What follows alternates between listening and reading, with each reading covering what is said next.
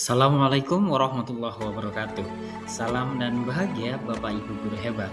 Saya Slamet Rusdianto, calon guru penggerak angkatan 11 dari SMK Negeri 1 Binangun, Kabupaten Cilacap. Pada kesempatan kali ini, saya akan memaparkan koneksi antar materi modul 1.4 budaya positif dengan materi-materi modul sebelumnya, yakni modul 1.1 tentang filosofi Ki Hajar Dewantara, modul 1.2 tentang nilai dan peran guru penggerak, serta modul 1.3 tentang visi guru penggerak.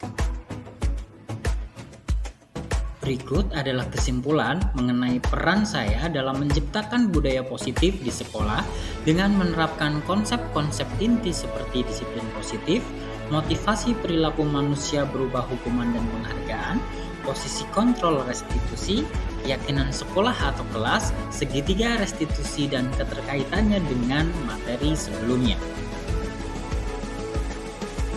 Seorang guru yang baik hendaknya memiliki kemampuan dan tentunya akan berupaya untuk menumbuh kembangkan budaya positif di sekolahnya. Budaya positif tersebut dapat dijalankan dengan menerapkan konsep-konsep inti seperti disiplin positif, memahami motivasi perilaku manusia berkaitan dengan hukuman dan penghargaan, posisi kontrol seorang guru, pembuat keyakinan sekolah atau kelas, dan penerapan segitiga restitusi dalam penyelesaian masalah. Konsep-konsep inti. Pertama, disiplin positif.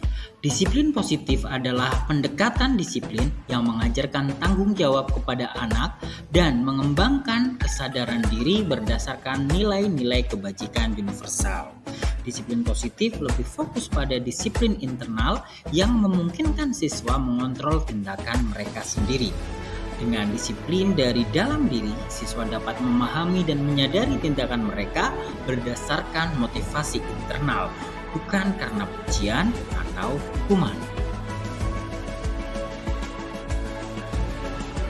Berikutnya, motivasi perilaku manusia. Terdapat 3 motivasi manusia berperilaku. Yang pertama, menghindari ketidaknyamanan atau hukuman. Yang kedua, motivasi untuk mendapatkan imbalan atau penghargaan dari orang lain. Dan yang ketiga, menjadi diri mereka yang diinginkan dengan menghargai diri sendiri sesuai nilai-nilai yang mereka percaya. Motivasi untuk menghindari ketidaknyamanan atau hukuman dan untuk mendapatkan imbalan atau penghargaan dari orang lain kita kategorikan sebagai motivasi eksternal karena berasal dari luar diri murid. Sedangkan motivasi untuk menjadi diri mereka yang diinginkan dengan menghargai diri sendiri sesuai nilai-nilai yang mereka percaya kita kategorikan sebagai motivasi internal. Motivasi inilah yang diharapkan dimiliki oleh peserta didik. Dari sini kita ketahui bahwa pemberian hukuman dan penghargaan merupakan motivasi eksternal. Namun, kita hendaknya menghindari pemberian hukuman dan penghargaan yang berlebih. Hendaknya kita memotivasi siswa untuk menghargai diri mereka sendiri. Dengan demikian, mereka memiliki motivasi internal atau motivasi yang muncul dari dalam diri mereka sendiri.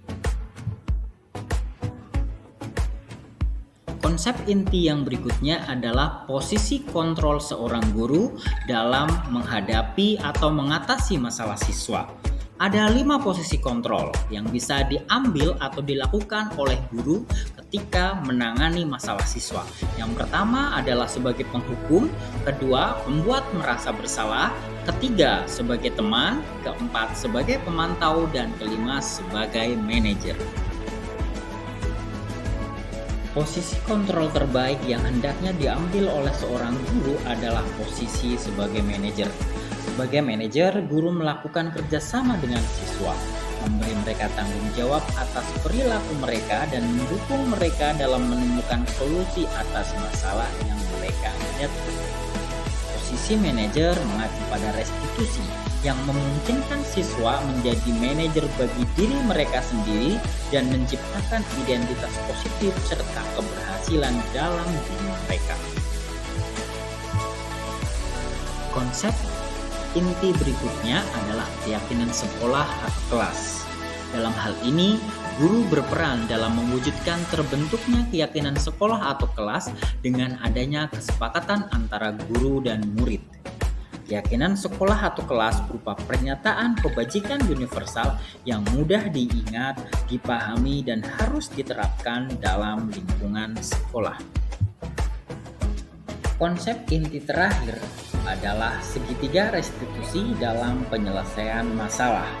Guru berperan sebagai manajer menggunakan segitiga restitusi dalam penyelesaian masalah melalui 3 tahapan, yaitu menstabilkan identitas, validasi tindakan yang salah, dan menanyakan keyakinan. Adapun tujuan penerapan segitiga restitusi ini dalam penyelesaian masalah adalah untuk menciptakan murid yang mandiri dan bertanggung jawab. Lalu, bagaimanakah korelasi atau keterkaitan antara modul 1.4 tentang budaya positif dengan modul-modul sebelumnya? Perlu kita ingat kembali bahwasanya pada modul 1.1 tentang filosofi Ki Hajar Dewantara, kita memahami bahwa pendidikan yang berfokus pada perkembangan potensi yang ada pada siswa serta mewujudkan sekolah yang nyaman, aman, dan berpihak pada siswa. Berikutnya, di modul 1.2 tentang nilai dan peran guru penggerak, kolaborasi antara semua anggota sekolah dengan keyakinan sekolah yang disepakati dan dijalankan bersama juga akan mendorong terwujudnya budaya positif. Dan pada modul 1.3 tentang visi guru penggerak, perubahan yang diinginkan adalah terbentuknya budaya positif agar menciptakan lingkungan sekolah yang nyaman, aman, dan berpihak pada siswa. Dengan demikian, sangatlah jelas korelasi atau keterkaitan antara modul 1.4 tentang budaya positif dengan materi-materi yang kita pelajari pada modul sebelumnya.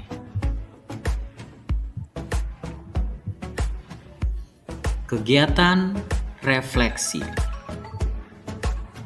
Pertanyaan pertama, sejauh mana pemahaman Anda tentang konsep-konsep inti yang telah Anda pelajari di modul ini, yaitu disiplin positif, teori kontrol, teori motivasi, hukuman dan penghargaan, posisi kontrol guru, kebutuhan dasar manusia, keyakinan kelas, dan segitiga restitusi? Adakah hal-hal yang menarik untuk Anda dan di luar dugaan? Saya sudah memahami konsep inti dalam modul 1.4 yang berkaitan dengan disiplin positif, teori kontrol, teori motivasi, hukuman dan penghargaan, posisi kontrol guru, kebutuhan dasar manusia, keyakinan kelas, dan segitiga restitusi.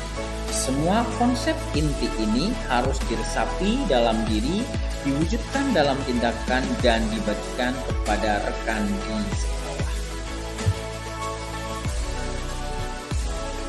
Hal yang menarik bagi saya dan di luar dugaan adalah ternyata hukuman dan penghargaan yang saya pelajari dalam teori motivasi perilaku manusia tidaklah efektif diterapkan pada disiplin positif.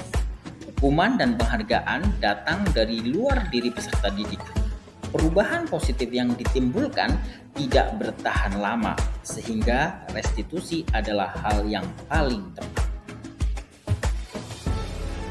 Pertanyaan kedua, perubahan apa yang terjadi pada cara berpikir Anda dalam menciptakan budaya positif di kelas maupun di sekolah Anda setelah mempelajari modul ini? Saya menyadari posisi kontrol yang biasa saya lakukan adalah sebagai teman. Seharusnya posisi kontrol yang saya ambil adalah sebagai manajer dengan cara menangani masalah dengan menggunakan segitiga restitusi.